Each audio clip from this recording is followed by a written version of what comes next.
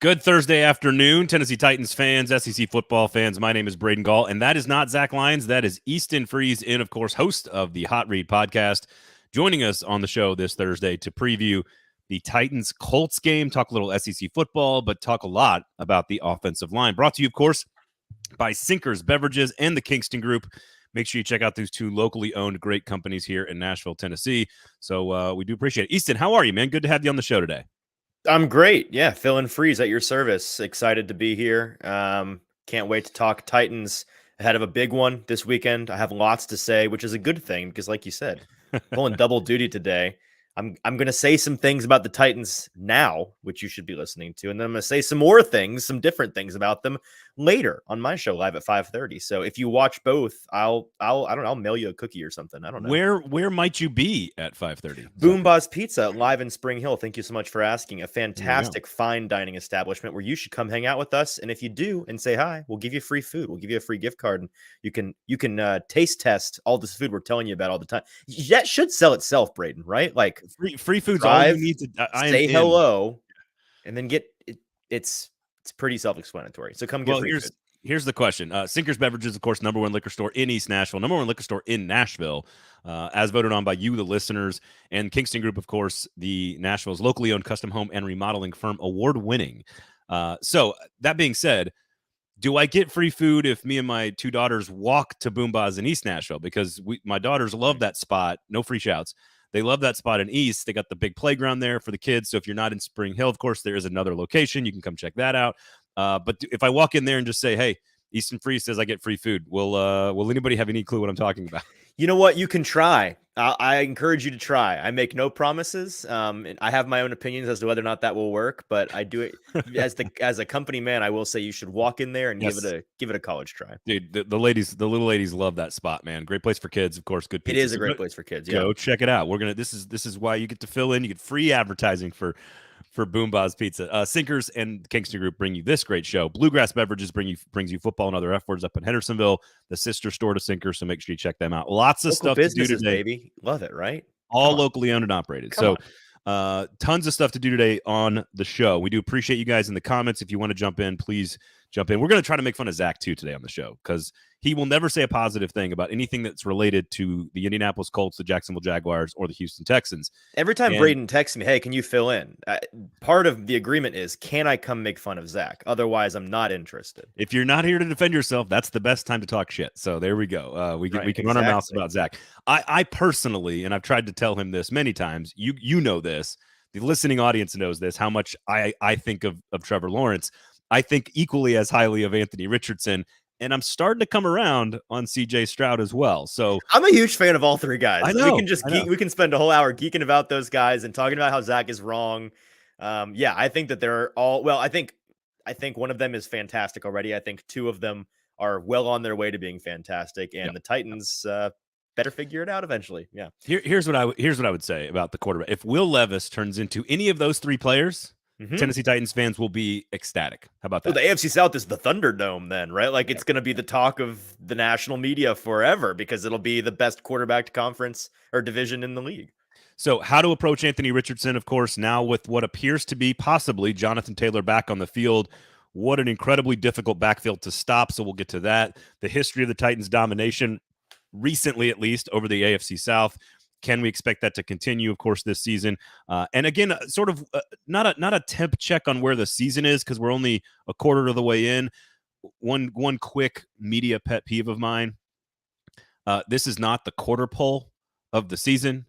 If you know anything about horse racing, the quarter pole is the last quarter of the race. So I hate the headline at the power rankings at the quarter pole. Does this make this the 3/4 pole? I suppose that sounds like a personal problem is what that sounds like. It sounds like you should find another angle. There you go. Defensive and offensive lines. There's some things about these two teams that are actually mirror images of each other. And some things, a couple of different topics in specific that are very, very different. And we'll get to that. And there's going to be some weapons that the Titans could be getting back this week. There's a lot of reinforcements coming. So lots of fun stuff to do today on the show, brought to you by Sinkers Beverages and Kingston Group. If you want to search Uber Eats, of course, you can go right there on the app, search Uber Eats, and Sinkers will deliver the booze directly to your house, Easton. Yeah. They drive so you can drink. There we go. Look at that. Look at that. There's no drop off. The war, not at all. Easton's war is equal to that of Zach Lyons. So there you have it. All right. So we want to spend the beginning of this show talking about the Titans offensive line. And it is related, of course, to the Colts matchup. But I wanted to give you guys something that we think, hopefully, you check back on at the end of the season and say, oh, those two knuckleheads were right about this.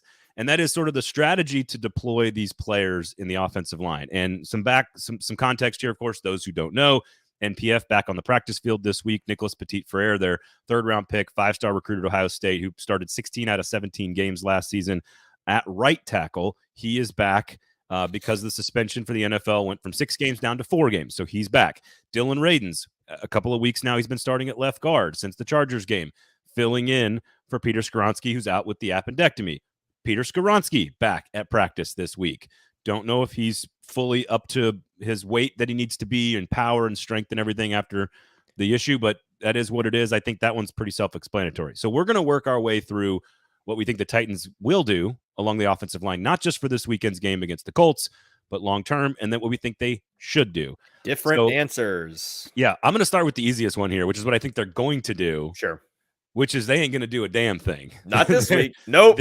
They're gonna run the same 5 guys out there. I think it's going to be and if Skoronski, with the caveat that if Skoronski is fully ready to go, that's the asterisk, he will be the starter. But do you think that they actually do anything? Again, we'll get to what we think they should do, but do you think they actually do anything different along the offensive line this week? No, absolutely not. There's no reason to. It would be forcing it. You get NPF back, but he's been away from the team, away from practice for it was supposed to be 6 weeks, now 4 weeks, right? He's back. I'm sure he's done a decent job staying conditioned and in the weight room and everything, but he's, even if he was perfectly ready to go, it sounds like Mike Vrabel, kind of a coy answer on him on Monday in that press conference where he's like, I like what Chris Moore's doing at right tackle. Not typically the warm welcome back that you see from him. Kyle Phillips, in contrast, yesterday, he's asked about Kyle Phillips coming back. It's the typical line. We're excited to have Kyle back. Playmaker. Can't wait to get him back involved in the offense. With NPF, it's kind of like what Chris Moore's doing at right tackle, which was Chris Hubbard. What am I saying? Chris Moore. Yeah. Chris Hubbard at right tackle. And I think that was his way of kind of sending the message, hey, you got to earn this spot back. You messed up. You lost it. And Chris Hubbard has been serviceable at right tackle. And so, especially based on, it'd be a different story if at the end of last year, MPF was a guy that looked like you could trust him on an island at the tackle position, but he deteriorated down the stretch. And so coming into the season, the whole idea was, well, maybe he takes that year 2 leap. Maybe he becomes the guy that they can go ahead and write in pen, this is our tackle on the right side of the future.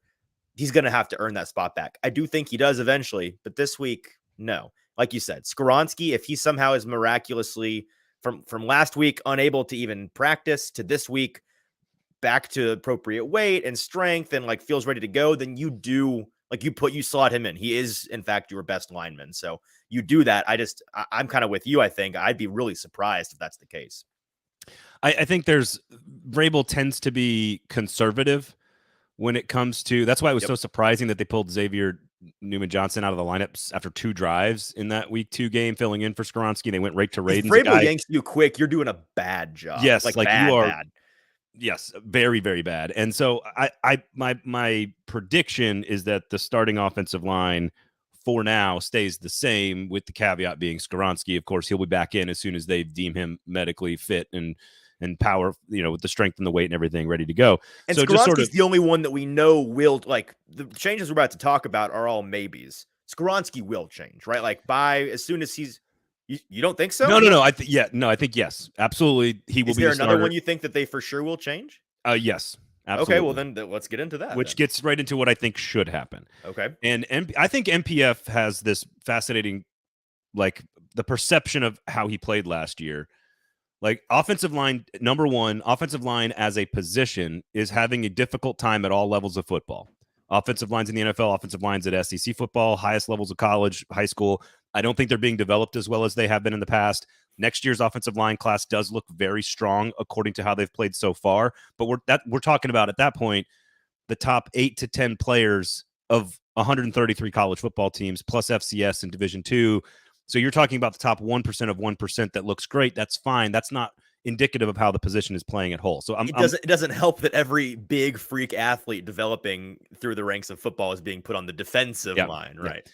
Because you got to attack the quarterback somehow now. Yep. And it's just a difficult, like I've talked to so many coaches about this, NFL and college over the years, the toughest position to recruit and draft at both college and NFL levels to develop is the offensive line. It's just the bust rate is higher for offensive linemen than anywhere else.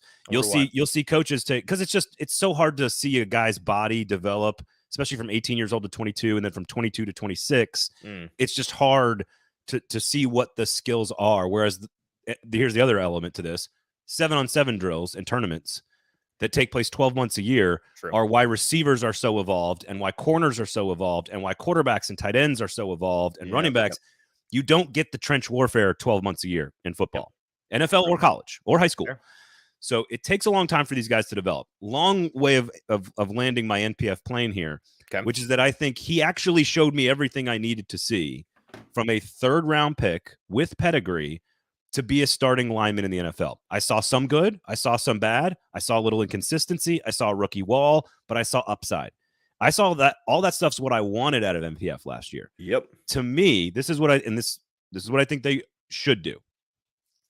Dillard is number 1 in the NFL in sacks allowed, number 4 in pressures allowed. Not great. He is as bad as Dennis Daly currently, and I know he just came off his best game, but he is.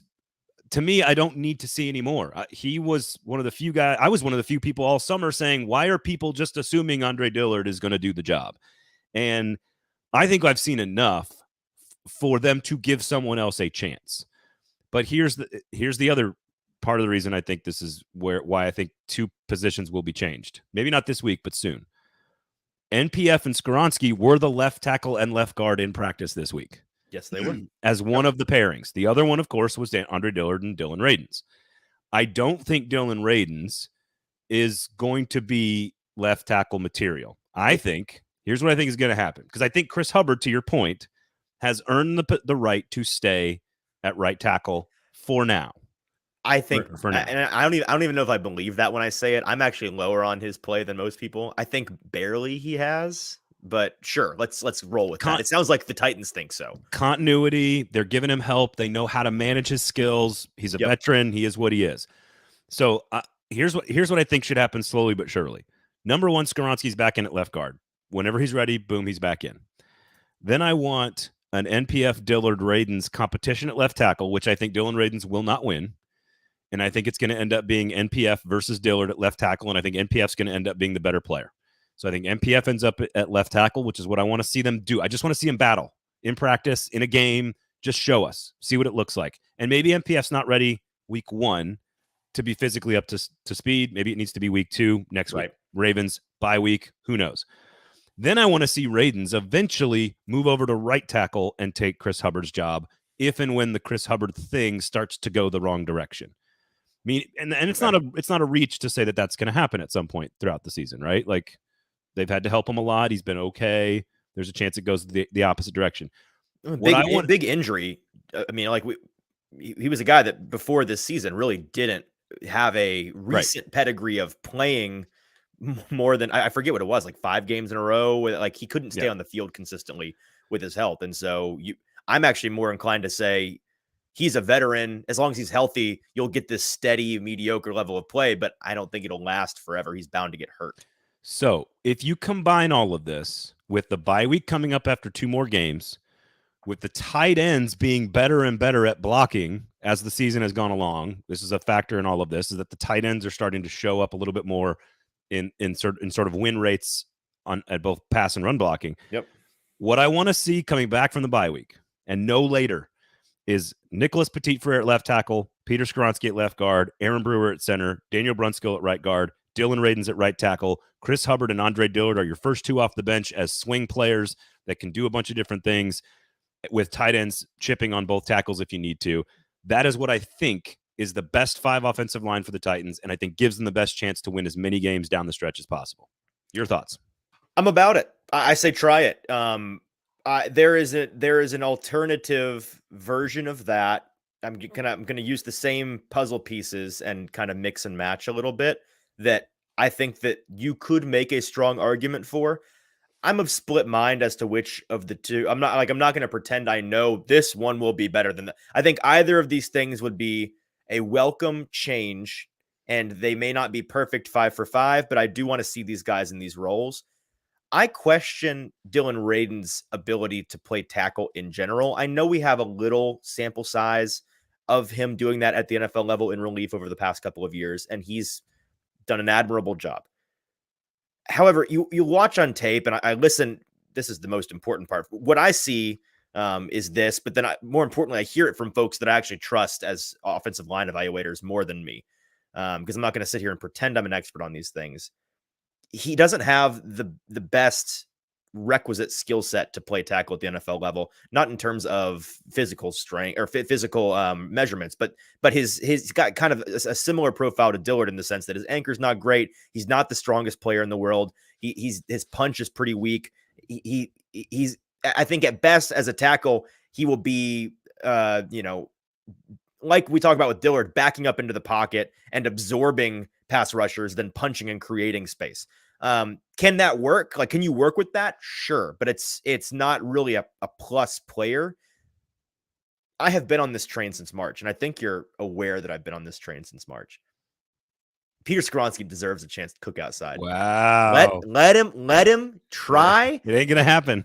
I know they're not going to. So that's this is why I'm going to continue to preach it. And the only way maybe it happens is because of injuries. I think there is a scenario in which you get to an injured state, not wishing this on the team, where you kind of have to.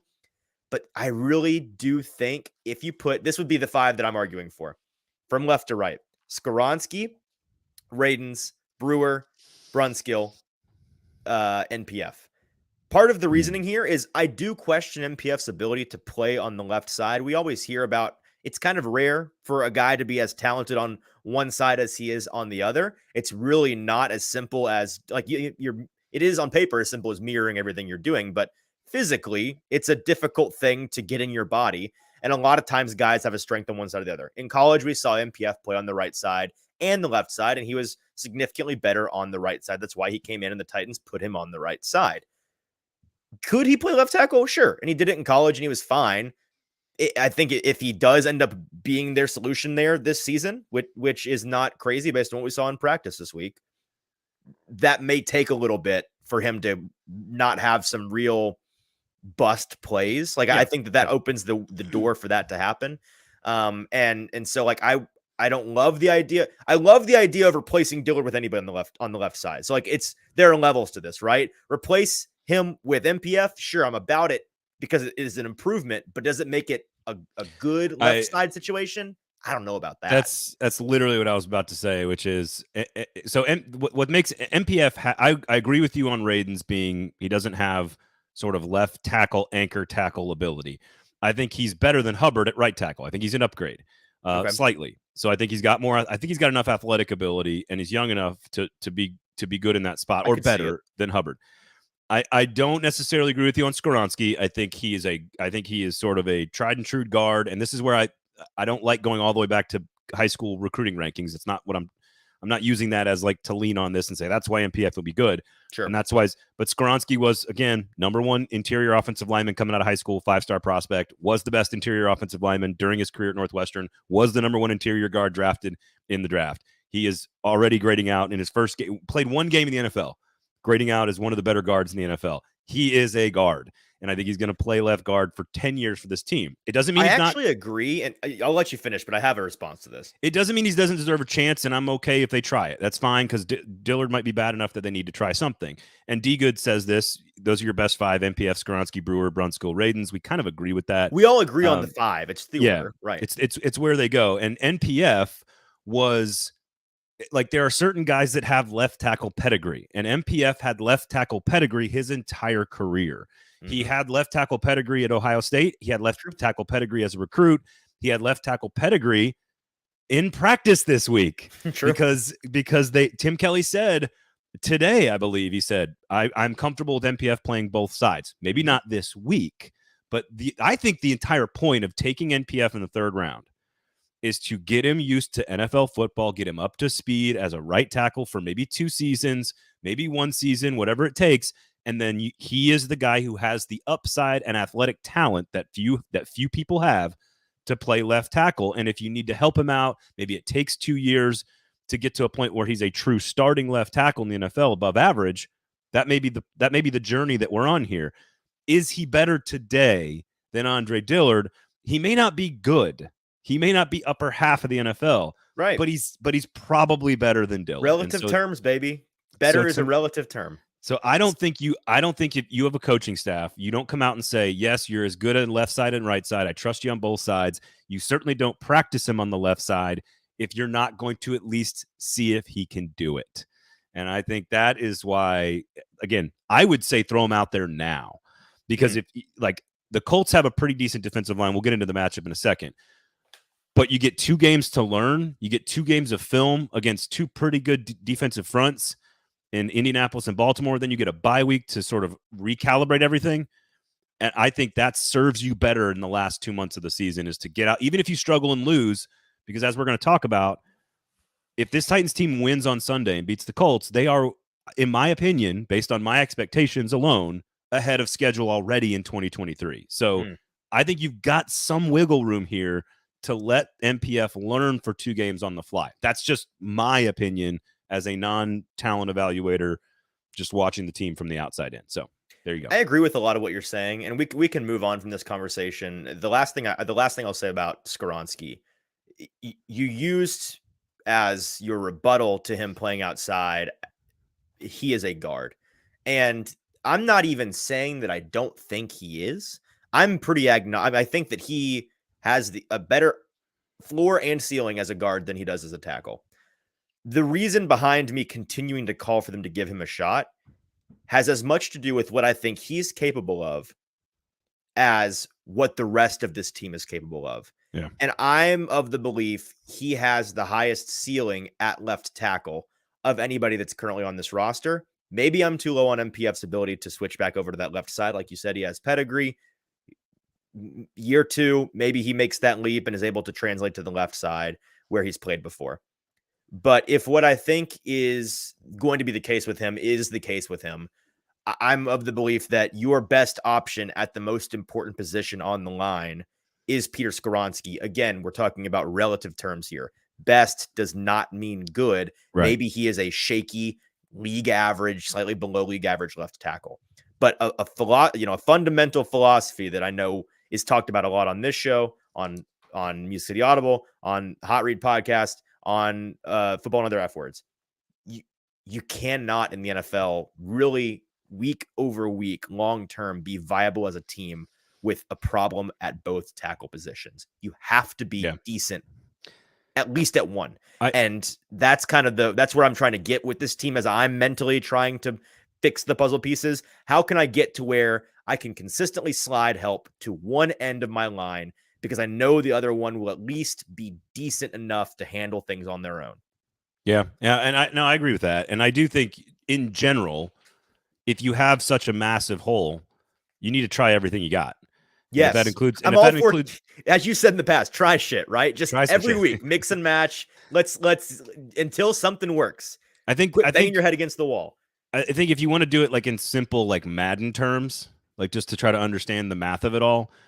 And I think this is a point that other people have made. And like if Skoronski is an 86 left guard, but a 78 left tackle, well, if you move him to left tackle, you might be devaluing 2 positions because MPF, you see what I'm saying? Like sure. Radunz is a drop off at left guard and Skoronski is a drop off at left tackle. So you might be devaluing 2 positions, even though you might be a little bit more balanced. That's fair. Do you want like an 89 left guard and a 75 left tackle? However, versus two 80s? That's operating under the assumption that they're going to go with your full. Like I think that what is likely to happen long term with this team this season, that is they do a little bit of what you're wanting to see. You know, like you've got a lot of orders of operation in your changes. You know, let's move MPF to the left side. Let's move Radunz from the left interior to the right exterior. Let's get Skoronski back in there.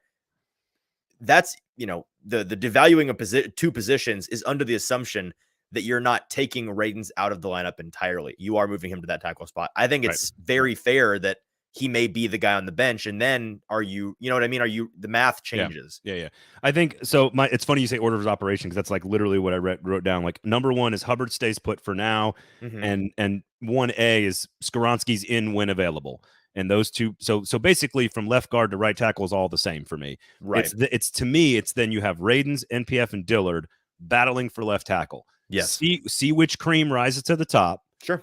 And then at that point, you go back to right tackle order of operation and say, all right, Chris Hubbard versus loser of left tackle battle, right? Like, right. If MPF wins the job, then great. I think that's what you want as a Titans fan, is for him to sit there for this year and to learn and to get better and to develop. And if you need to put Raider or Wesco or whoever over there to help him chip with Spears, great. And then if Radunz can take some of the pressure off having to help Hubbard, even better. So, but like that is exactly what it is. Completely agree. That's the order. On the right side of your ship, you've got water seeping in slowly through the cracks. On the left side, you have a cannonball-sized hole with water gushing, and you need to address that first. Bingo. Yeah, that's exactly right. A good Pirates of the Caribbean reference to end the conversation. So that is again, I wanted to have sort of a longer term conversation about the offensive line before we get into the Colts game, because we'll talk a little SEC football as well. Of course, the football show brought to you by Sinkers Beverages and the Kingston Group. Remember those two great local companies anytime you're hanging out with 440 Sports or a football show. Of course, Easton in for Zach today. We do appreciate it. You guys jump into the comments. So I found it really interesting. I'll lay out sort of a couple of different things here before we get to the actual matchups. First of all, the Titans are the third best team inside their own division over the last 3 seasons. They have been dominant in this division, 5-1 against Colts. They've won 5 straight. No shock there. Arden Key talked about it. They're going to get their best shot.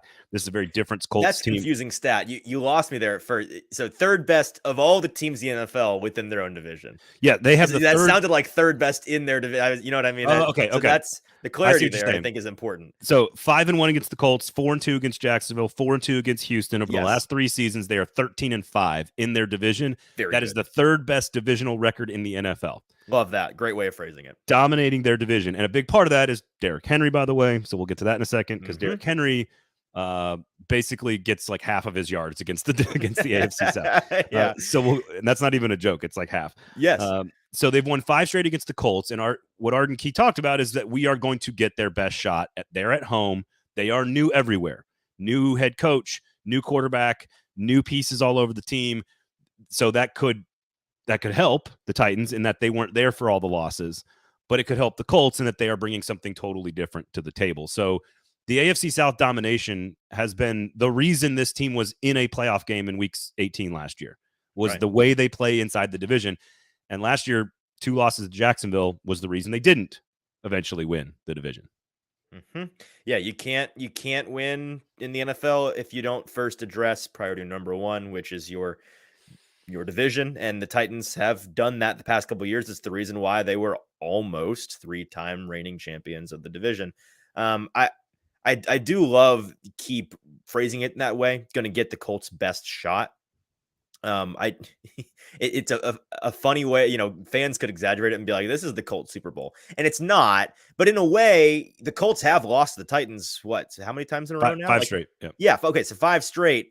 There is an element of, I think this is a game that the Colts as a team is kind of circling. Of course, you're circling all divisional games because they are important, but this one in particular, it's time for them to get off the schneid, and the Titans are wise to recognize that inclination. Where do we want to start with this? Well, is it the trenches that we want to start with? Yeah, I do want to do. Let me ask you one more thing about the situation. I find college football to be a sport that is driven by emotion and human element. Right. Are you at home? Did you get up for this game? Are you prepared? Let down alert, look ahead factor.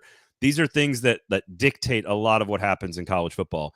The entire point of the NFL is to remove all of that garbage. Right. And I think it takes sort of rare situations.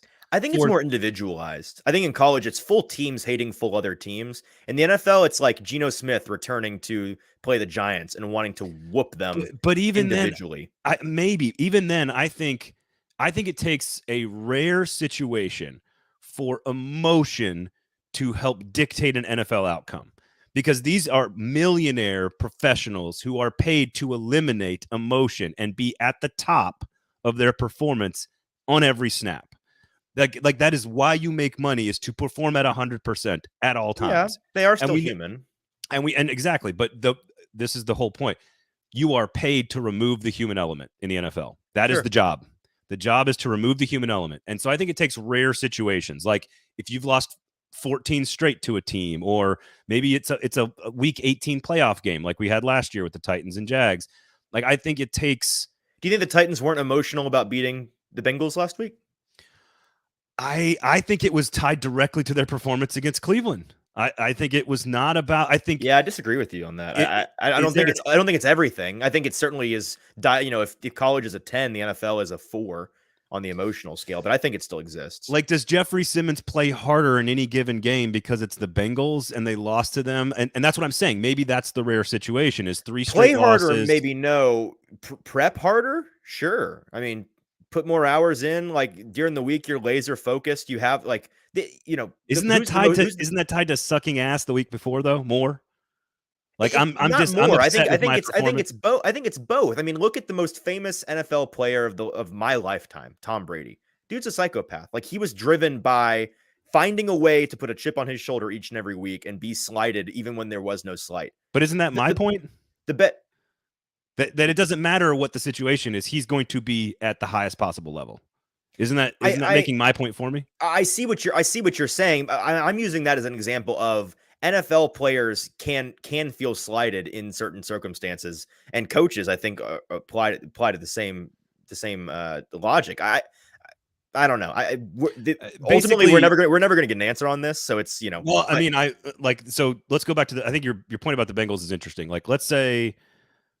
I mean, I'm willing to give it. This is what I mean by rare situation. You get upset at home in a playoff game for a team that goes to the Super Bowl, right? That's what the Bengals did to the Titans 2 years ago. You've lost 3 straight. Sure. So, like, do I think it was a small percentage of how they played?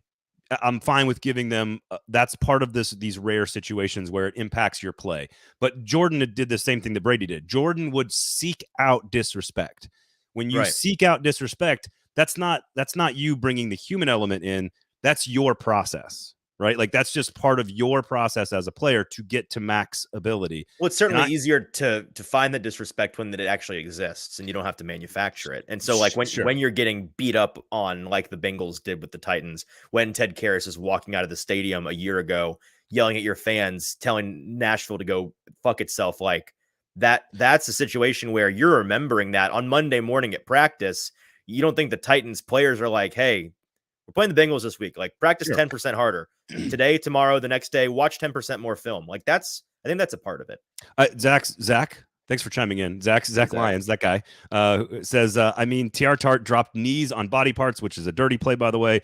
Emotion mattered to the Bengals, to the defense. And again, my argument is that the defense, as a collection of millionaire professionals, was pissed off about their performance against Cleveland more than they were pissed off about Cincinnati.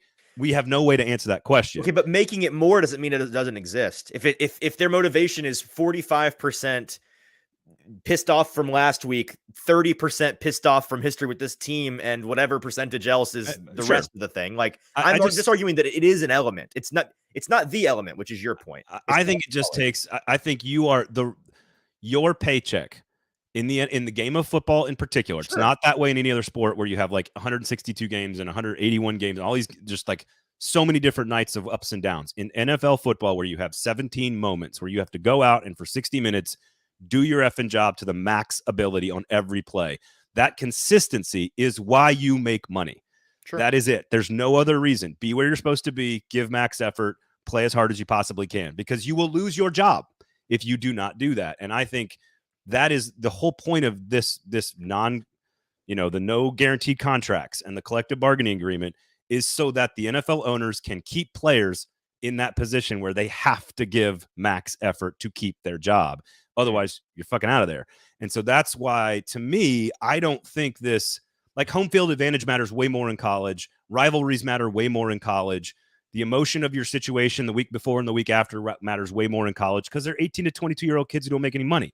Well, some money. Uh, the NFL players I'd like to make their version of no money, please. Sign me up for no money. No, I agree. The NFL pays you to take all of that out of the equation. That is why you make all that money. And I'm not saying that Jeffrey Simmons wasn't a little extra pissed because he sacked Joe Burrow 3 times in 2021, and then Burrow got to play in the Super Bowl. Like, I'm not saying that didn't motivate him a little bit, but I think they're pretty rare situations in the NFL. And I think back to the Colts, I am curious how much this matters to Anthony Richardson. The 5-game losing streak means nothing to him. Does it mean something to Jonathan Taylor, or is he actually more motivated by the fact that he's had this whole offseason of contract disputes and maybe he's back in his first game? But and today he steps to the podium and he says, "Look, I'm committed. I wouldn't be here if I wasn't committed. I'm ready to go. I'm 100%." So maybe we see a really now. Explain the last 3 months. Look, I actually understand him saying, "I'm here. I'm focused on the Colts. I'm focused on the community. I'm going to play as hard as I can, and then at the end of the season, I'm going to get my bag." Like, I don't have any problem with that. As a objective observer, I wouldn't have a problem with that if he'd said, like, I ultimately I'd like do what you want to do, like, it's your money, it's your life. Say that 3 months ago if that's what you were ultimately going to fold into doing. Like that, you folded. Sorry, I guess, yeah. I think it's you can argue that it was dumb of him to make a stand in the beginning because he had no leverage. I think that's a fair argument. But if you're going to do it, double down, double and triple down. Don't fold 3 months later. I don't know. All of a sudden, there's a lot of players that show up, and all of a sudden, the paycheck's on the line, and they take the paycheck, as most of us do, by the way. Like, it turns out you're probably right. Yeah. So I do think this becomes trench warfare, as it does with every. Talk about the Colts now. With every Titans game, I think number one, let's start on the defensive side for the Colts, which is we just talked about the offensive line. It's a major problem. Listen, they have 6 players with more than 1 sack. What does that mean? Titans have 3 players with more than 1 sack. So just as a point of reference, that's the difference. DeForest Buckner, Kwity Paye, Zaire Franklin, Leonard, the front 7, I think, is better than people think. And I think they've been getting pressure, and I think Dillard is going to have some problems if he is, in fact, the starter, which I think he will be. So, hang on, you think Andre Dillard's going to have some problems in an NFL game?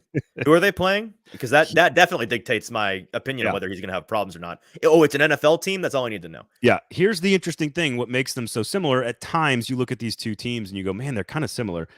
They don't blitz at all. The Colts do not blitz. Dead last in the NFL in blitz percentage. That is something the Titans have made their entire brand about. Neither one of these two teams wants to blitz, but they don't. But they both create pressure that way. So that's going to be interesting to keep an eye on. And then the other thing is, but they don't stop. They don't turn around and stop the run the way the Titans do. And that is I think they're going to pressure Tannehill, and I think they're going to get after him. But I think the running game is how you stop that. And Derrick Henry, again, this is according to Paul Kaharski, over the last 3 seasons, half of Derrick Henry's rushing yards have come in divisional games. And if you do math, it's only about a third of the games. So he is way more productive against the South than he is anybody else. Well, it helps when you get to play the Texans run defense and the Jaguars run defense, and at times the Colts run defense. Like it, I think if the Titans weren't in the division of those teams and periodically played those teams over the past couple of years, we would look back and say, oh, look, just happens to be these 3 teams he's getting a lot of yards against. He's still running for 200 yards and 4 touchdowns every time he goes and plays Houston. I agree. I think that there's a mix of young and old, but the youth in particular on the Colts front defensively, I've been impressed by. Kwity Paye has started to come into his own, looked like what we thought he could be coming out of Michigan. Grover Stewart, for Titans fans that aren't familiar, like he's the Colts tier tart. He's their run stuffing defensive lineman who has had some ups and downs this year, but as a whole, I think is a very good player. DeForest Buckner is still DeForest Buckner. He's going to wreak havoc on the Titans offensive line for sure. I think it is on the whole, a more difficult challenge than what Cincinnati presented to you last week, at least in the pass protection game.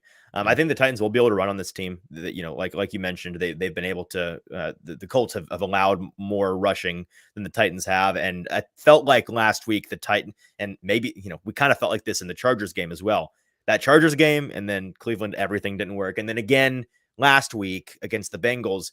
You saw the splits between Spears and Henry. You saw how they were utilizing them last week, utilizing Henry in that kind of like Kaharski really zeroed in on this week, that short pitch play style where you're pitching the ball to him, but not trying to get the edge. It's not a slow developing play. It's a pitch to the inside. He finds the hole, hits the hole, and gets downfield. That was working really well for them last week. I think you see with motion. I'm going to channel my inner Zach Lyons here. Indeed. With motion. Yeah, just to no side of the line in particular. You're talking about the motion of the players. Yeah, I was going to say with some pulling of particular offensive linemen to help some other particular offensive linemen. I meant pre-snap Shanahan type motion. Yeah, the cheat motion, absolutely. Yeah, so they're starting to do that more. They're starting to find creative ways, pulling certain offensive linemen to help other certain offensive linemen. That's kind of comical, but it's working. So whatever. Yep. So yeah, I think that they will continue to find their stride running the ball. That won't be an issue. That's not concerning me. It is that pass rush, and it is the Titans. It is kind of a weakness on weakness in the sense that I don't really trust this Titans offensive line to protect the pass very well, but I also don't trust this secondary of the Colts to defend very well.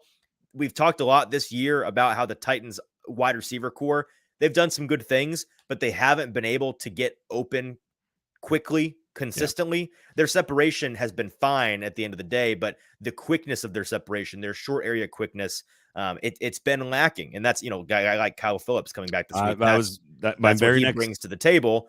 We can get into that, but in general, this offense or this wide receiver core, this is the week. If you're going to kind of change that trend and start getting open quicker against this secondary, you should be able to. That was my very next question, which is if you're going to use the quick short passing game, you need someone that is in small spaces that has that agility, and that is what Kyle Phillips brings to the table. Yes, he keeps breaking. Why should I care that he's coming back? If he's available, he's just going to break. He's a bad player. If he's available, you play him. And how do I know he's better than Mason Kinsey? This is what I've been asked this week. Because Kyle Phillips is on the team and Mason Kinsey isn't. So. Oh, gotcha. I don't know. That seems like a good indication. but that's a potential solution. The thing that they have not had. That's probably why Spears has been so effective, because Spears is one of the few guys that actually does that for this offense. He's been Spears has the closest to Kyle Phillips' unique skill set on this team of anybody else. The way that they've started to use Spears in that cheat motion, like Zach mentioned and you mentioned, I'm excited to see what they do with Kyle Phillips in that way. Not that Kyle Phillips, I would imagine Spears has Phillips beat in straight line speed and general shiftiness. Phillips is not your yak monster. No. He's your get open guy, your third down chain mover.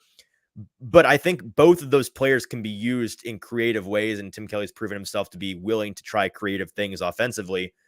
I'm excited to see how they use him, because I don't know if it was Zach on this show or Zach on a Football and Other F Words or Mike Herndon on Football and Other F Words. I think it was Zach on Football and Other F Words yesterday, but it was Zach somewhere. You really should watch all our shows because they're all great. He was talking about how people are kind of assuming Kyle Phillips returning, assuming he can play more than one game and stay healthy, is going to be your primary third down receiver. And while I think it's fair to say that's probably going to be his role initially, that's probably going to be the most important element of his role. This Titans team, for the first time in a couple of years, mind you, has shown a willingness this season to expand the role of that third wide receiver. And I think that that's going to apply to Kyle Phillips. They weren't coming into the season with him healthy, planning on how they were going to utilize him in this offense. You throwed him on first down. Yes, he was going to be thrown to on more than third down. He was going to be on the field for more than third down.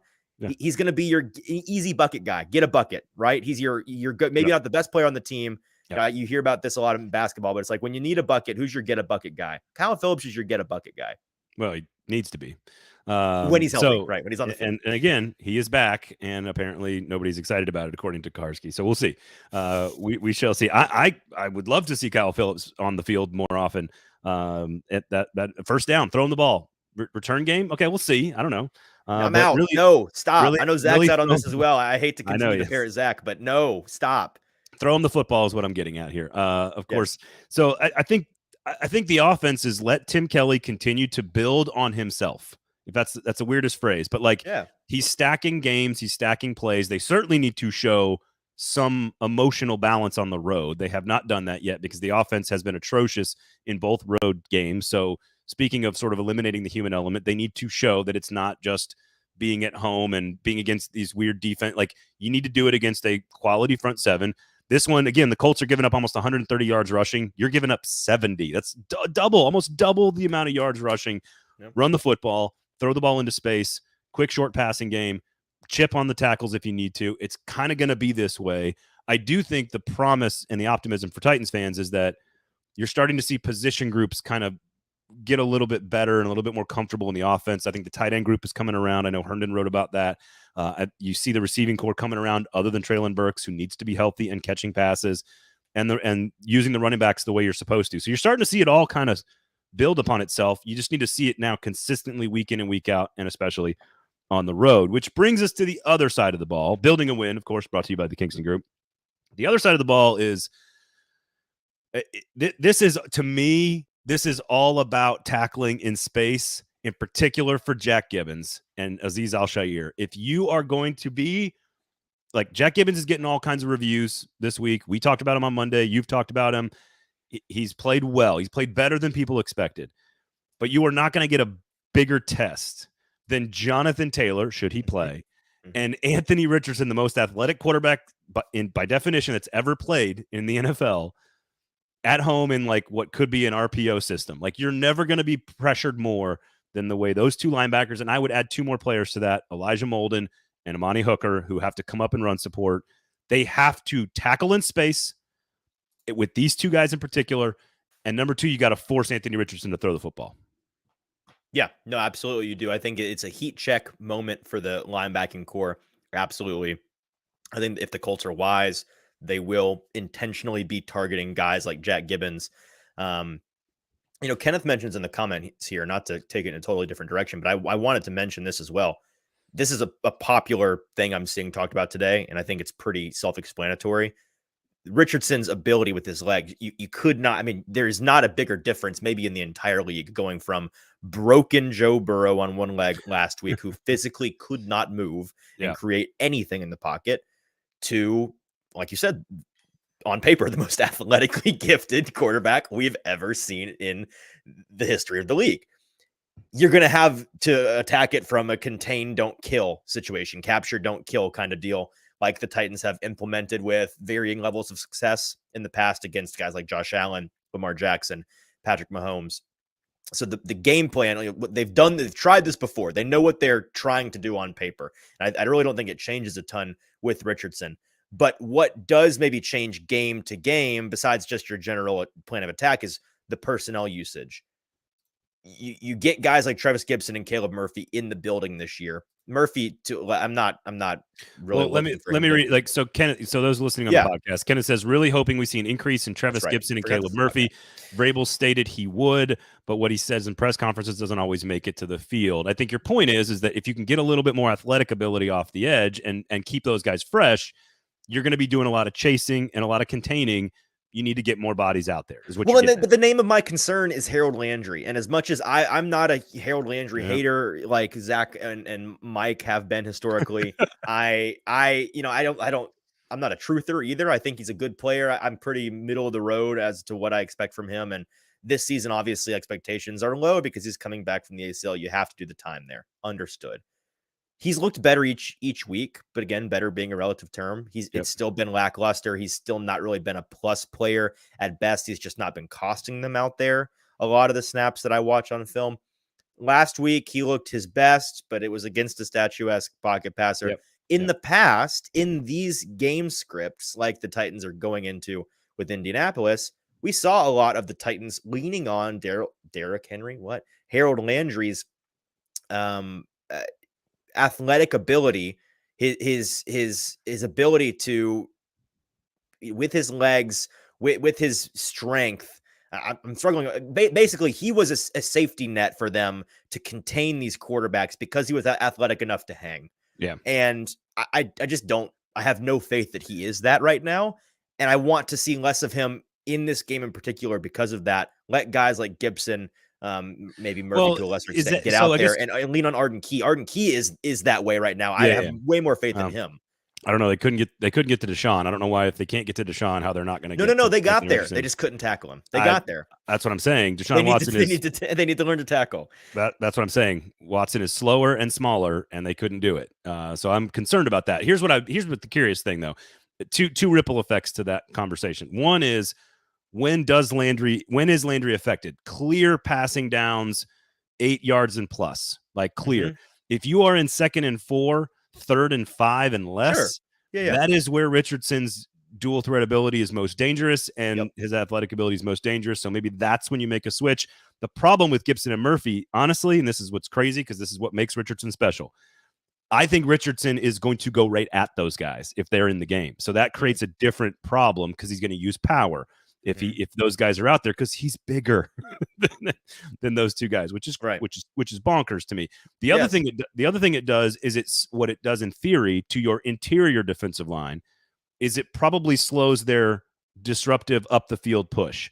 Like if you're going to try to do the whole like stay in your lanes and play contain ball, then you have to stay at home. You're not going to be stunting those tackles out wide unless it's designed.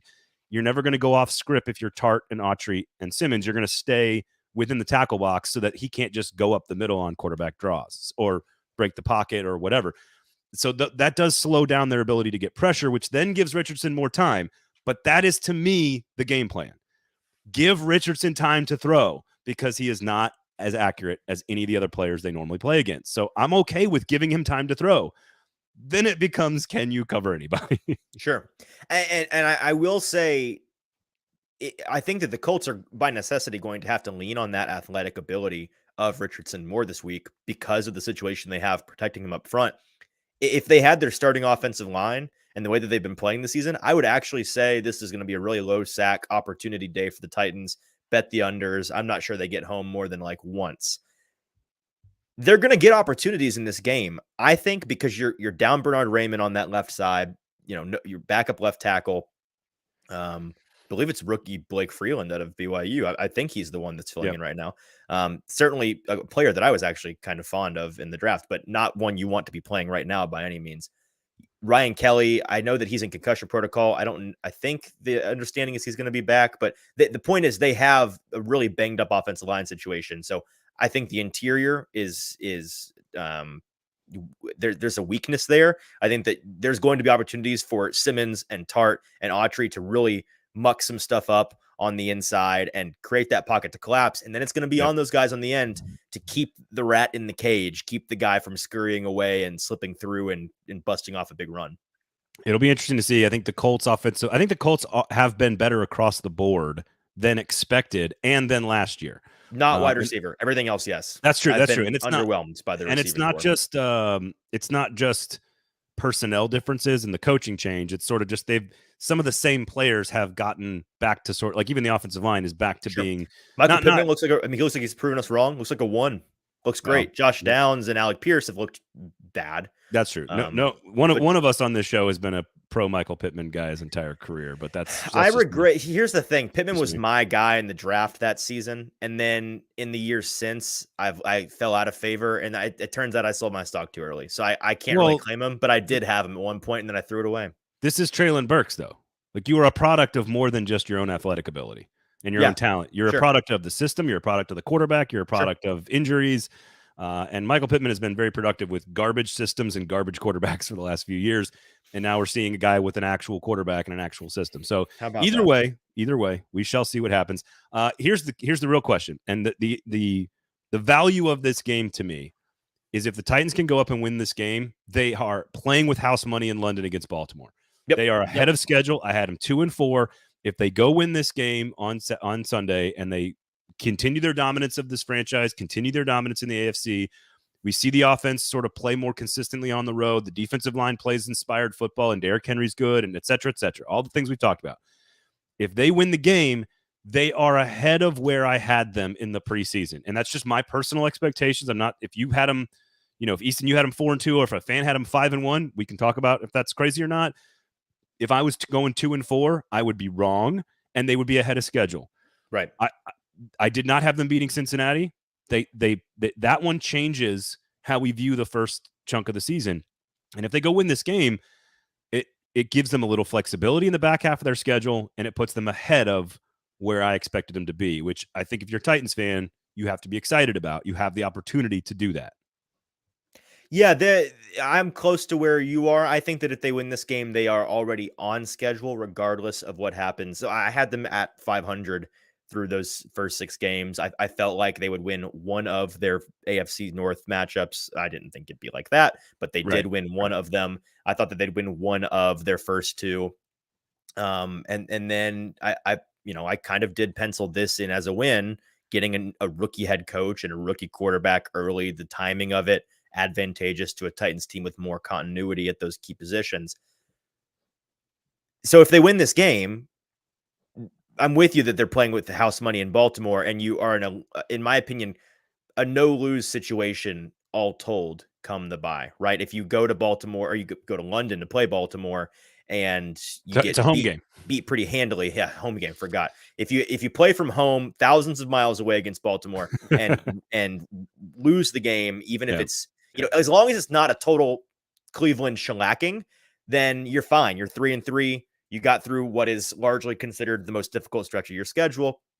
There's a lot of red meat on the other side of that bye. You get to regroup. It gives you an opportunity to not panic and address your personal like needs internally, mixing and matching guys on the offensive line, getting guys healthy and deciding when you want them to come back at skill positions. All of those things over the bye, you don't feel this panic of, like we talked about preseason, do you consider a quarterback change? Yeah. The offensive line's a disaster. Do you consider really shuffling the deck? Like, they can be more prudent about it in that way. So this, if the difference in what London means hinges on this game alone. If they lose this game, London becomes really important. Falling to 2-4 is not the end of the world, but you really would like that game. And knowing the Titans, odds are they'll probably lose this week and then somehow beat Baltimore. Yeah, right. Yeah, that totally tracks. And no, I agree. I had them beating the Saints and the Colts because everybody had them beating the Colts because the Colts are one of the worst teams in the league last year. But that ain't how the NFL works, and things change very quickly. And so again, I think you've got the offense playing really efficient football twice and really terrible football twice. You've got the defense playing pretty good football most of the time, and then a couple of lackadaisical performances in the second half against Cleveland in particular. You are looking for that to be ironed out over the course of the second half of the season. Yes. To quit with the greatest offensive showing in 2 years and the worst offensive showing in 50 years. You got to get that out of the system. It's got to be. You got to find a level. Yes, 100%. You can't ride the roller coaster. All right. So you got a prediction for everybody? I hate predictions, but you got one? Yeah, I hate predictions. I'm going to predict that in silent protest of predictions, I'll say the Titans win like 9-4. I like it. Yeah. 11-9 Colts. Okay.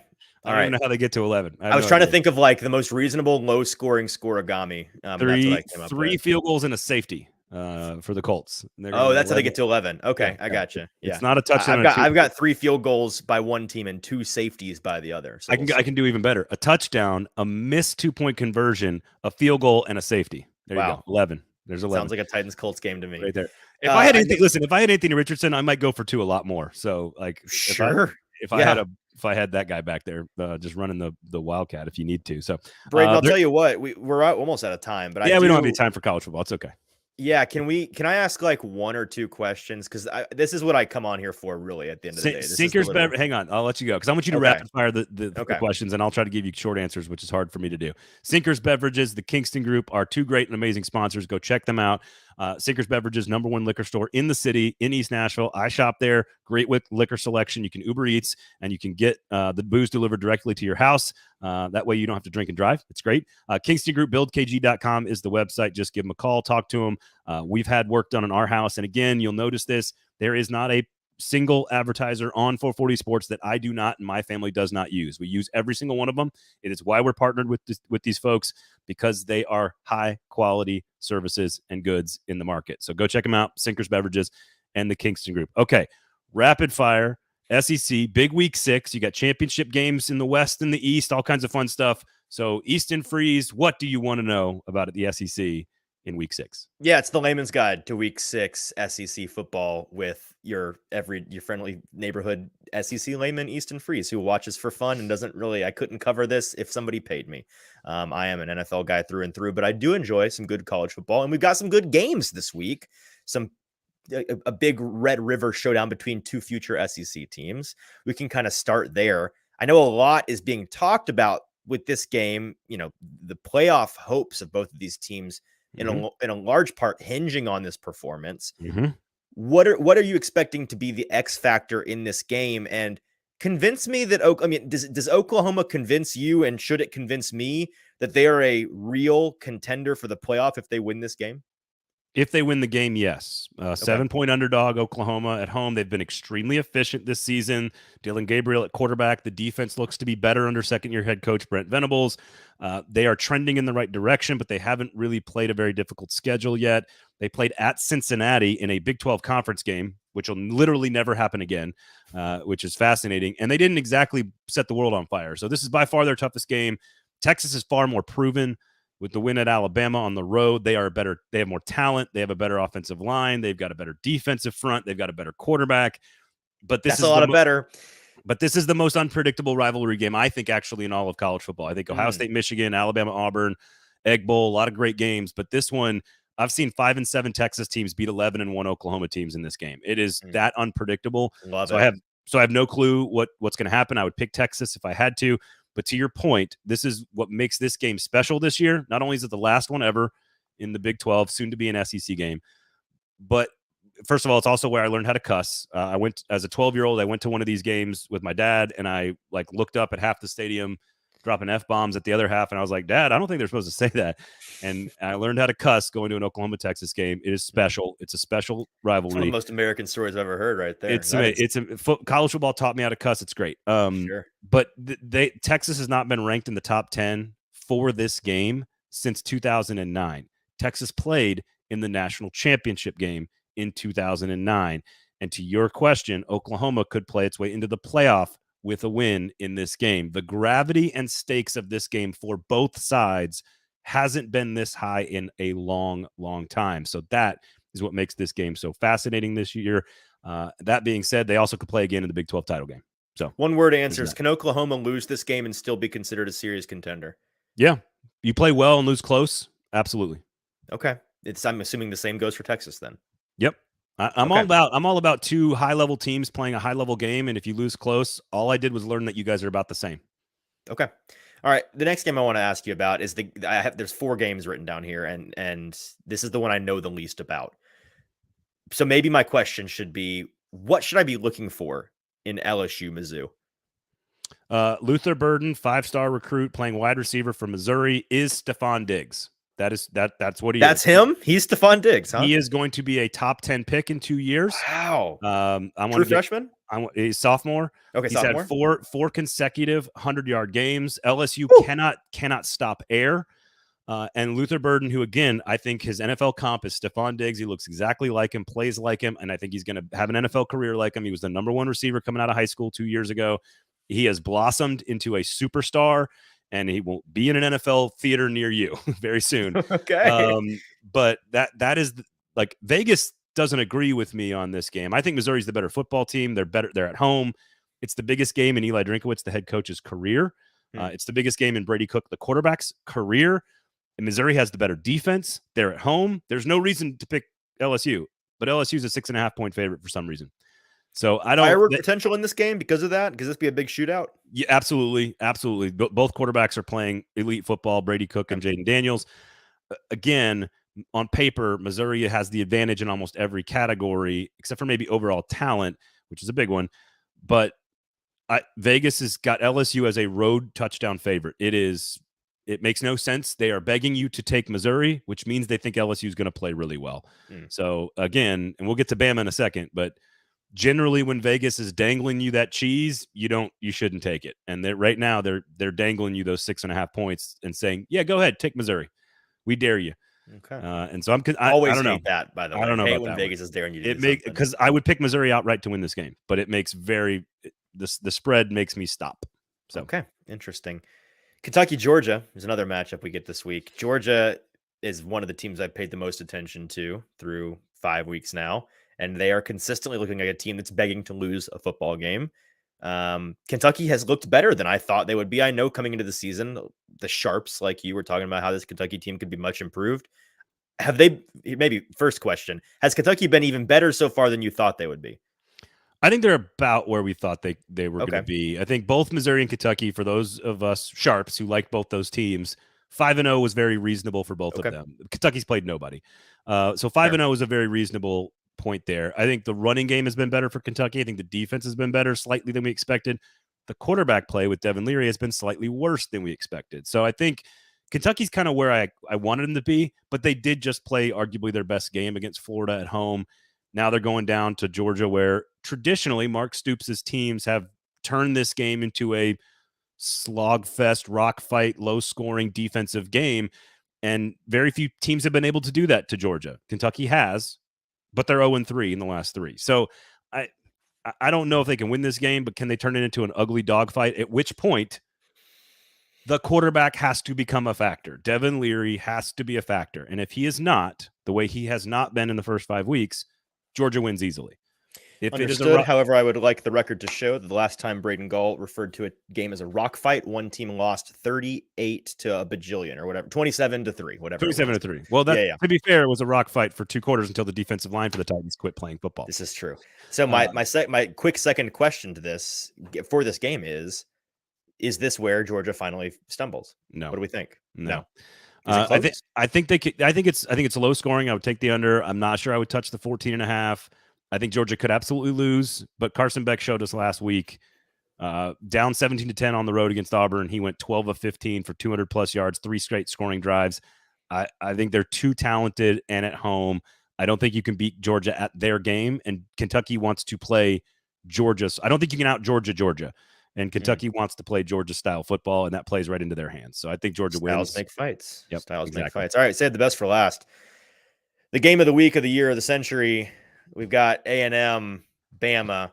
I texted you earlier this week. I do some work for 440, and you were requesting something, and I held my work ransom. I said, I will only give you this if you convince me not to make an irresponsible bet on Alabama to win this game outright and against the spread. And you said, take A&M money line. Explain yourself. This is that cheese, man. Vegas is saying, look, Bama minus 2.5, and the casual out there who lives in Chicago and New York and Texas and DC, who doesn't know anything about A&M or Bama, sees Alabama minus 2.5 and goes, hell yeah, I'm taking that. A&M's going to win outright. They're going to win the game outright. That 14 sacks in 2 weeks, 30 tackles for loss in 2 weeks. Alabama 127th in the nation in protecting the quarterback. One team can't protect the quarterback. The other one is dominating on defense. It's not a hard equation. Texas A&M. Is there some emotion in this game, Braden? How much do you think emotions? Huge emotion because I figured you might say that. The problem at Texas A&M is that they can't stay consistent. But when they do get up, they are great. They beat Nick Saban. They beat Nick Saban at home last year. They almost beat Nick Saban, or 2 years ago. They almost beat Nick Saban last year. Yep. They are the only defense in America that has already played Jalen Milroe. They played him last year and almost won, so they have experience with Milroe's speed leaving the pocket. So they're familiar with that. They're not going to be caught off guard. College Station is going to be incredibly insane, absolutely bonkers on 105,000 people on Saturday afternoon, evening, and night. It is going to be crazy, and A&M gets up for those games. They have a problem getting up for the other games. That's the problem. So defensive line, they're going to dominate. They have a quarterback in Max Johnson that I think can make just enough plays to distribute the football. They have a special teams dynamo and Aeneas Smith who is going to make a big play to change the field. So they have the special teams check. They have the home field advantage check. They have the emotional check. They have the history check. And they have the defensive line matchup that's going to attack Alabama. A&M outright on the money line. Book it. Love it. Love it. That's all I got. That's great. It's good stuff. It's good content. Sinkers Beverages, Kingston Group, Hot Read Podcast, Stack in the Inbox, Football and Other F Words. We appreciate your time, everybody. Have a great weekend. We will talk to you next week. For Easton, I'm Braden.